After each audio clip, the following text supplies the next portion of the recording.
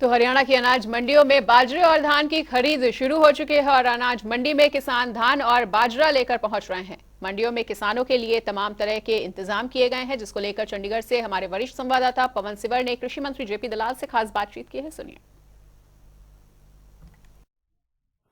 हरियाणा में बाजरे और धान की खरीद शुरू हो गई है। मंडियों में किस तरीके की व्यवस्था की गई है, इसके लिए बातचीत करने के लिए मेरे साथ हरियाणा के कृषि मंत्री जयप्रकाश दलाल मौजूद हैं।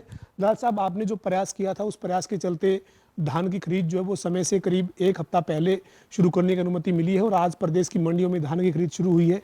किस तरीके के इंतजाम है सर, और किसानों को आप क्या कहना चाहेंगे सर? मैं भारत सरकार का धन्यवाद करता हूं कि उन्होंने हमारी प्रार्थना पर गौर किया और जो 1 तारीख से धान की खरीद शुरू होनी थी उसको प्रीपोन करके आज से शुरू करने की इजाज़त दी। हमारी तैयारियां तो 20 तारीख से भी खरीद करने की थी।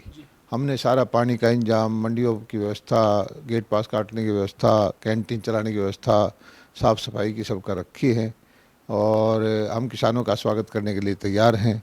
और मैं पिछले 2-3 दिन से क्षेत्र के अंदर घुमा भी हूँ धान के इलाके में। अभी जो है फसल की ज़्यादा आवक नहीं है, थोड़ी थोड़ी आवक शुरू हुई है और किसानों के चेहरे पे मैंने इस बार खुशी देखी है। जो परमल धान को छोड़ करके जो 1509 है, 1021 है, उसका भाव ऑल टाइम हाई है। इतना भाव कभी नहीं मिला और किसान की जो यील्ड भी है वो भी अच्छी निकल रही है। तो मैं समझता हूँ कि किसान को इस बार अच्छा पैसा मिलेगा और जो हमारी सरकारी खरीद है उसमें भी हम तुरंत करके 72 घंटे में हमारा वायदा है कि किसान के खाते में पैसा देंगे और पेमेंट लेट होगी तो उसको ब्याज भी देंगे। सर, इस बार कई जगह पर अभी भी हल्की कहीं कहीं बूंदाबांदी है, कहीं मौसम जो वो खराब है, तो धान में जो है वो नमी ना रहे और इस तरह कोई दिक्कतें किसानों को मंडियों में ना आए, तो इसको लेकर आप अधिकारियों को क्या कहेंगे और किसानों से क्या अपील करेंगे? देखिए, हमारे जितना भी संभव हो सकता है तिरपाल की व्यवस्था कर रखी है। हमारी कुछ मंडियां कवर्ड भी हैं, लेकिन एकदम से फसल आती है 10 दिन के अंदर, ज़्यादा प्रेशर होता है, उस वक्त फैल जाता है सारी चीज़। तो किसान भाइयों से मेरी एक ही प्रार्थना है कि मॉइस्चर का ध्यान रखें, सूखी हुई फसल है ताकि उसको बिल्कुल भी इंतजार ना करना पड़े, तुरंत उसकी फसल तुल जाए और वहाँ से लोड होकर के राइस सेलर में चली जाए। ये ज़रूर ध्यान देने की ज़रूरत है। बाकी चीज़ें जो है सब व्यवस्थाएं हम कर देंगे और जो भी किसान, मैं खुद मंडियों में भी जाऊंगा, किसान को कोई दिक्कत नहीं होने देंगे। सर, बाजरे को लेकर भी सरकार ने एक बड़ा प्रयास किया है। काफ़ी जो खरीद है उसको करने के लिए केंद्र से हरियाणा को अनुमति मिली है, इसलिए हरियाणा जो है वो बाजरे की भी एमएसपी पर खरीद कर रहा है। तो क्या एमएसपी पर खरीद नहीं होती है, भाव का जो अंतर है वो कैसे किसानों को राहत मिलेगी और बाजरे की खरीद को लेकर क्या इंतजाम है सर? मैं मोदी जी का विशेष तौर पर धन्यवाद करता हूं कि इंटरनेशनल ईयर ऑफ मिलेट्स जो उन्होंने की सारी दुनिया के अंदर मनाया जा रहा है। विदेशी मेहमान आए, उनको भी बाजरे के उत्पाद खिलाए और बाजरे का भाव जो है एकदम से बढ़ा करके उसने गेहूं और धान से ज़्यादा हो गया है। इस बार बाजरे की एमएसपी 2500 है और बाज़ार में जो भाव था 2021 था।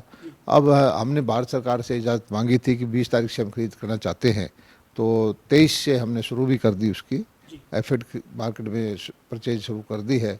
जितना एफएड से खरीदा जाएगा वो खरीदेंगे और अभी 2200 रुपये से खरीद शुरू की है। 300 रुपये जो है किसान के खाते में डीबीटी से हम डालेंगे, किसान को 2500 रुपये मिलेगा और उसके बाद भी जितना पैसा है हम ये सुनिश्चित करेंगे कि किसान का बाजरा जिसने बोया है, जिसका मेरी फसल मेरा ब्यौरा पर चढ़ा रखा है, उसको 2500 रुपये के पैसे उसको मिले।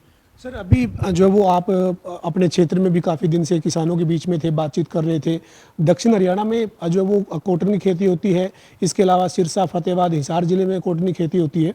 तो इस बार सर गुलाबी सुंडी का प्रकोप है, तो आप किसानों को आश्वस्त करेंगे सर कि गुलाबी सुंडी की जहाँ ज़्यादा चपेट में है, फसल ज़्यादा खराब हुई है, वहाँ पर जो सरकार को जो राहत मिलती है प्रधानमंत्री फसल बीमा से, उससे क्रॉप कटिंग या जो भी फार्मूला रहता है वो होगा सर? देखिए, जो बीमा वाले किसान हैं उनको तो बीमा कंपनी से मिलेगा और लगभग कोई 3 लाख एकड़ के आसपास कपास बोई जाती है। उसमें मैं समझता हूं कि ज़्यादातर ने बीमा करा रखा है। फिर भी मैंने कल रात को ही मुख्यमंत्री जी से बात की थी कि कुछ लोग ऐसे रह गए हैं जो बीमा नहीं करा पाए और इस बार मैं कहता हूं कि फसल, पेड़ पौधा पूरा है और वो भी लगी हुई टिंडा है, लेकिन टिंडे के अंदर जो है कपास नहीं बन पाती, कीड़ा घुसा हुआ है, तो बहुत भारी नुकसान है किसान को। हमने यूनिवर्सिटियों को कहा है कि इसकी जांच भी करें और आगे से ऐसा बीज किसानों तक ना पहुंचे। और दूसरा ये है कि जो बीमा वाले किसान नहीं हैं उसके लिए भी मुख्यमंत्री जी से बात करके हम जल्दी ही फैसला करेंगे कि किसान को कुछ न कुछ मदद उसकी मिले। सर, आपके विभाग से अलावा एक राजनीतिक सवाल है सर। हरियाणा कांग्रेस के अध्यक्ष उदय भान जो है, उनका प्रधानमंत्री नरेंद्र मोदी पर और हरियाणा के मुख्यमंत्री मनोहर लाल पर एक कटाक्ष था, एक टिप्पणी थी, और उसके बाद उनका ये कहना था कि मैं अपने बयान पे कोई माफ़ी की या कोई खेद की जरूरत नहीं है, क्योंकि मैं इस बात पे अभी भी कायम हूँ। आप इस तरीके की बयान को कैसे देखते हैं सर? ये कांग्रेस का एक अध्यक्ष की मुद्दा नहीं है, पूरी की पूरी कांग्रेस पार्टी राष्ट्रीय स्तर से लेकर बूथ स्तर तक मतलब इस तरह की अच्छी हरकतों पर उतर आई है। कांग्रेस के राजकुमार राहुल गांधी जी, उन्होंने एक खास वर्ग को गाली दी, सजा हुई 2 साल की।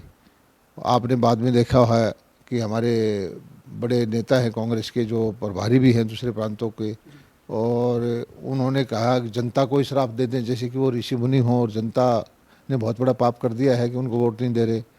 और इसी तरह से जो है हमारे जो उदय भान जी हैं, वो भी एक ऐसे महान नेता को, जिसको दुनिया मानती है कि दुनिया में आज उनके मुकाबले का कोई नेता नहीं है, उसकी भर्त्सना, उसको नीचा दिखाने की बात कर रहे हैं।